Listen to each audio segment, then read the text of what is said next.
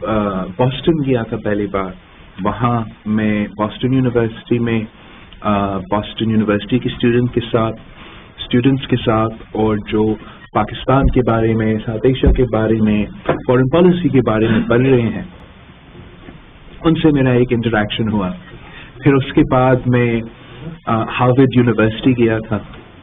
جیسے آپ کو پتہ ہوگا کہ شہید محترمہ بینظیر بھٹو بھی ہارورڈ یونیورسٹی میں پڑھی تھی. تو یہ میرے پہلے موقع تھا ہارورڈ یونیورسٹی جانے کے لیے. وہاں ایک فنکشن رکھا گیا یونیورسٹی کی طرف سے، جہاں میں نے ہارورڈ کے جو اسٹوڈنٹس ہیں جو پاکستان میں انٹرسٹ رکھتے ہیں، ان سے ایک انٹریکٹیو سیشن رکھا تھا. اس کے بعد مجھے دعوت ملا تھا میونک سیکورٹی کانفرنس اٹینڈ کرنے کے لیے بحیثیت ایک ینگ لیڈر. تو میونک سیکورٹی کانفرنس جو ہے ہر سال چلتا ہے اور باقی ملکوں کا ریپرزنٹیشن ہوتا ہے، لیکن ہر سال ساتھ ساتھ پوری دنیا سے نوجوان قیادت کو دعوت دیتے ہیں. تو اس سال مجھے دعوت دیا. وہاں بھی ہمارے انٹریکشنز ہوئے مختلف آفیشل سے پوری دنیا سے. اور پھر مجھے یہ بھی موقع ملا کہ جرمنی میں جو پاکستان کی کمیونٹی ہے اور جو پاکستان پیپلز پارٹی کی اوورسیز تنظیم ہے، ان سے میرا ایک انگیجمنٹ انٹریکٹیو سیشن وہاں بھی رہا. الحمدللہ وہ بہت اچھا کیا. اور پھر میں یہاں یونائٹڈ کنگڈم میں آیا ہوں. میرا ایک دعوت ہے آکسفورڈ یونیورسٹی کی طرف سے، آکسفورڈ یونین کی طرف سے. 1-2 دن میں جاؤں گا. وہاں کے اسٹوڈنٹ سے ایک انٹریکٹیو سیشن ہوگا اور ایک تقریر ہوگا. تو یہ میرا جو آج تک ہمارا فارن ٹور رہا ہے، اس کا تھوڑا سا بریف میں نے آپ کے سامنے رکھنا تھا.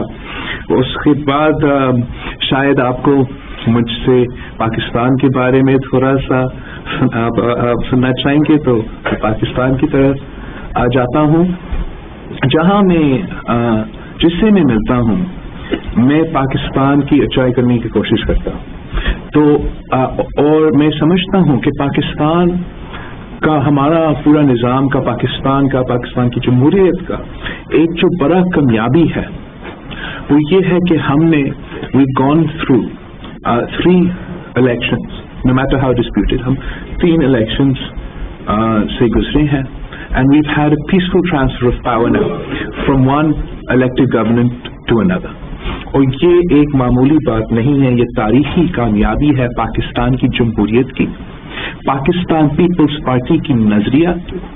اور یہ لوگ کہتے ہیں کہ اگر آپ یہ جو ٹرانزیشن ہے 3 بار ہو جاتا ہے، پھر اتنا ہی مشکل ہے عامیت کی طرف واپس لوٹانا.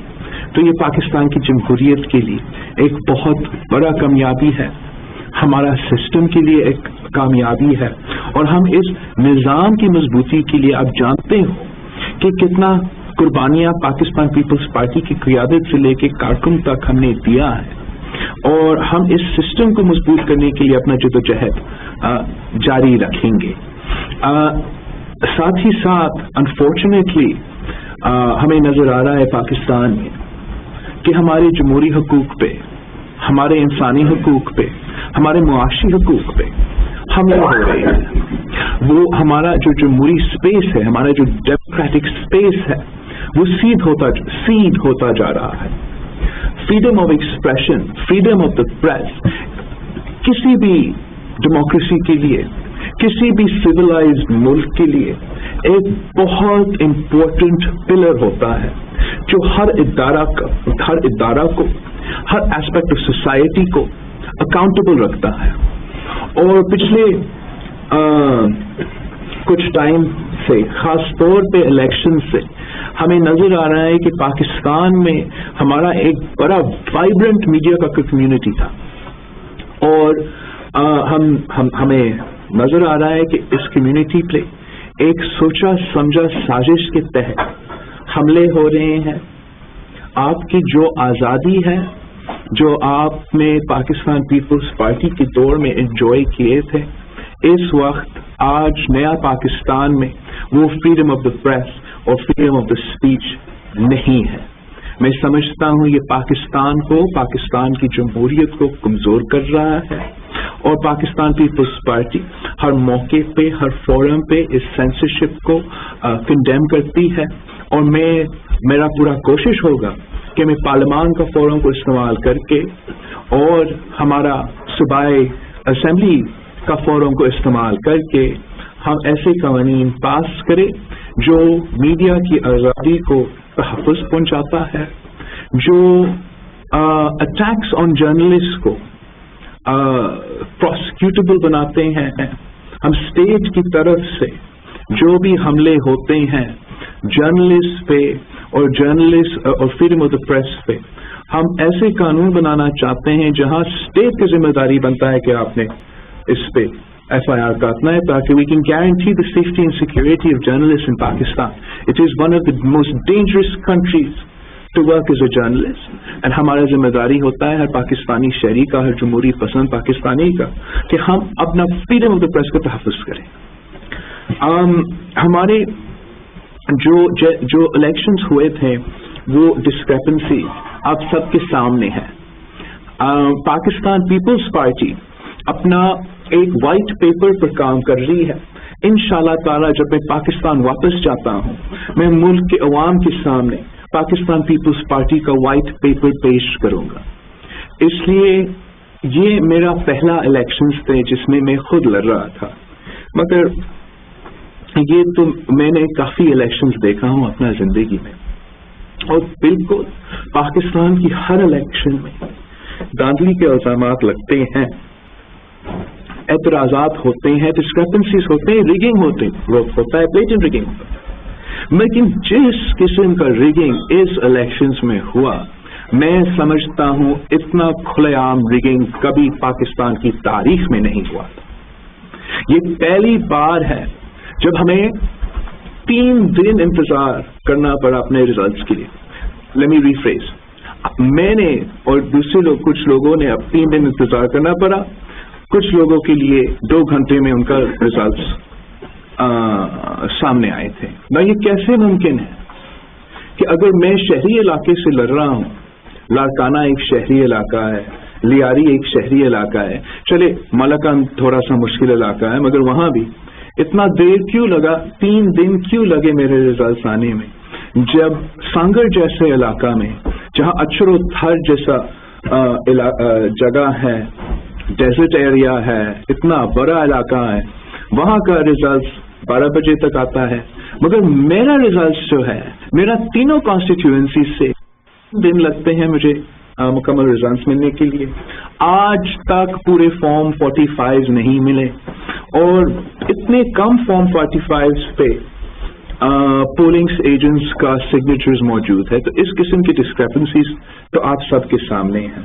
نا اٹ از بیونڈ دیٹ، جس طریقے سے کیمپین کے شروع میں ہمارا بلیک آؤٹ کیا گیا، پھر جب میں ساؤتھ پنجاب میں انٹر ہو رہا، اچ شریف میں میرے سامنے ایک نیشنل پارٹی کی قیادت کے سامنے بیریکیڈ رکھے جاتا ہے، اور اینی وے پاکستان پیپلز پارٹی کے پاس بہت سے اعتراضات ہیں الیکشنز پروسیس پہ، ہم اپنا وائٹ پیپر بھی پیش کریں گے، اب اس لیے ہم سمجھتے ہیں کہ ہم ان ایشو سے سیکھنا چاہتے ہیں، ہمارے نظام کو بہتر کرنا چاہتے ہیں۔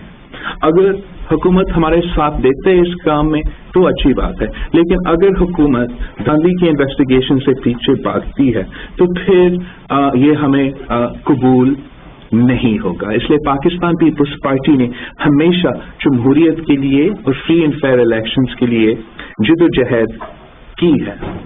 جس طریقے سے آن گوئنگ پولیٹیکل انجینئرنگ کی کوشش کی جا رہی ہے وہ بھی آپ سب کے سامنے ہے۔ جس طریقے سے الیکشن کے دوران یہ بے نامی اکاؤنٹس کیس اچانک ایک سو موٹو کی حیثیت یہ سو موٹو لیا جاتا ہے اور ایک اتنا بڑا ایشو کریٹ کیا جاتا ہے smack tab in the middle of the campaign is a question mark on the election process because آج تک میرا سمجھ میں نہیں آتا ہے کہ یہ جو کیس ہے ये 184(3) ऑफ द कॉन्स्टिट्यूशन या ह्यूमन राइट्स या सुओ मोटो पावर्स के अंदर कैसे आता है? Slackness, so called slackness in the investigation is not a human rights abuse. खास तौर पे उस वक्त जब तारीख के बदतरीन धांधली हो रही है, मीडिया का बदतरीन सेंसरशिप हो रहा है, ह्यूमन राइट्स अब्यूसेस अरूज पर है, उस वक्त हमारे आला अदालत की नजर में slackness in an investigation human rights abuse है, जो कॉन्स्टिट्यूशनल इश्यू बनता है, जिसपे सुओ मोटो लेना चाहिए, और ये बाकी जो इश्यूज है उस पर कुछ नहीं किया जाता है। लेकिन अगर मैं मानता भी हूं कि slackness in the investigation suo motu में आता है, 184(3) ऑफ द कॉन्स्टिट्यूशन और ह्यूमन राइट्स के अंदर एक इश्यू बनता है, तो फिर शहीद भुट्टो का केस स्लैक नहीं है, शहीद मोहतरमा बेनजीर भुट्टो के कत्ल का केस स्लैक नहीं है, असगर खान केस स्लैक नहीं है। उन सब केसेस का सुओ मोटो कहाँ गया? उन सब केसेस में हमें कब इंसाफ मिलेगा? लापता अफराद के केसेस स्लैक नहीं है। 10-10 साल से बहनें, माँ बाप, पूरे मुल्क एक जगह से लेकर दूसरी जगह तक घूम फिर रहे हैं, अपने वालदेन के they looking for their fathers, they looking for their brothers, वो स्लैक नहीं है। लेकिन दिस बिकम्स दिस केस, जिस केस में FIR मौजूद था, FIR काटा गया था, प्रिलिमिनरी केस, प्रिलिमिनरी रिपोर्ट भी पेश किया गया था, बैंकिंग कोर्ट में ट्रायल चल रहा था, तो फिर ये स्लैक कैसा है अगर स्लैकनेस 184(3) के अंदर आता है? ये एक पॉइंट था जो मैंने अपना रिव्यू में रेज किया था ऑनरेबल सुप्रीम कोर्ट के सामने।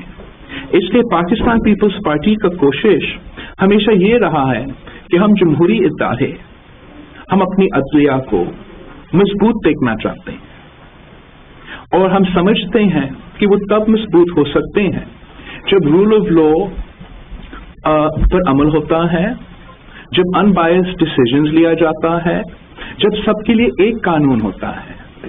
तो अगर इस केस में जहां FIR काटा गया, प्रिलिमिनरी रिपोर्ट मौजूद था, बैंकिंग कोर्ट में ट्रायल चल रहा था, ये स्लैक है, तो बड़ा मेहरबानी पाकिस्तान के जो दूसरे बड़े अहम केसेस हैं जो इससे बहुत ज्यादा स्लैक है, उनको भी इतना इंटरेस्ट से देखा जाए। नाउ मेरा एक थोड़ा सा एतराज है, और वो ये है कि इंसाफ कहता है कि जो भी आपने इल्जाम लगाना आप लगा सकते हो, लेकिन एक आदमी का हक बनता है कि वो अपना मौकिफ पेश करे। इस पूरा का पूरा सिलसिला में अभी 6-7 महीने से मेरा खानदान का, मेरा पार्टी का मीडिया ट्रायल चल रहा है, मुख्तलिफ इदारों में हमारे बारे में बात चल रहा है, लेकिन मुझे एक दफा भी किसी भी कोर्ट से नोटिस नहीं भेजा जाता है। मुझे कोई मौका नहीं मिलता कि मैं आला क़यादत के सामने अपना पॉइंट ऑफ व्यू पेश करूं। इस पर मेरा एतराज था, इसलिए मैंने सोचा कि मैं आला अदालत के सामने रिव्यू पिटिशन फाइल कर दूं। वैसे तो हमारे पार्टी के साथी समझते हैं कि पीपल्स पार्टी को, भुट्टोस को इन कोर्ट से कभी इंसाफ नहीं मिला, मगर मैं समझता हूं कि हम इदारे को मजबूत देखने चाहते हैं। रिलीफ मिले या ना मिले, हम कानूनी रास्ता हमेशा इस्तेमाल करेंगे, और तारीख के लिए, जमहूरियत के लिए, हिस्ट्री के लिए जरूरी था कि मैं अपना एतराजात रिकॉर्ड पे ला के अदालत के सामने पेश करूं। एक एतराजात ये था कि आर्टिकल 10A के मुताबिक हर शहरी को फेयर ट्रायल मिलना चाहिए। मैं समझता हूं, आज तक समझता हूं कि मुझे फेयर ट्रायल का मौका नहीं मिला गया। एक एतराज ये था, as I mentioned, on the scope of 184(3) of the Constitution and suo motu powers. The abuse of suo motu powers have become too much in vogue within the judiciary in Pakistan. اس issue کا cognizance Honorable Chief Justice کا نے بھی notice لیا گیا ہے, اور میں نے ریکویسٹ بھی کیا تھا کہ ایک لارجر بینچ, کانسٹیٹیوشنل ایشوز کو ڈیل کرنے کے لیے ایک لارجر بینچ فارم کرنا میں سمجھتا ہوں ایک امپورٹنٹ انسٹیٹیوشنل میکینزم تھا اس کانسٹیٹیوشنل ایشو سے ڈیل کرنے کے لیے. انفارچونیٹلی وہ ریکویسٹ بھی ڈینائی کیا گیا ہمیں. اس سلسلہ میں کافی there'll be lots of issues that I had and I never had the opportunity to express my reservations. مگر ایک اور چیز جس پہ میں نے اعتراض کیا جو میں سمجھتا ہوں کہ بالکل رول آف لا کے مطابق نہیں ہے, پاکستان کے قانون میں ایسے کوئی گنجائش نہیں ہے, وہ اس بات پہ ہے کہ آپ نے آنریبل کورٹ نے اپنا ریٹن آرڈر میں لکھا تھا کہ ہمارا جو انویسٹیگیشن ہوگا وہ سندھ کے بجائے پنڈی میں ہوگا. نہ اگر قانون میں اس کے لیے کوئی گنجائش نہیں,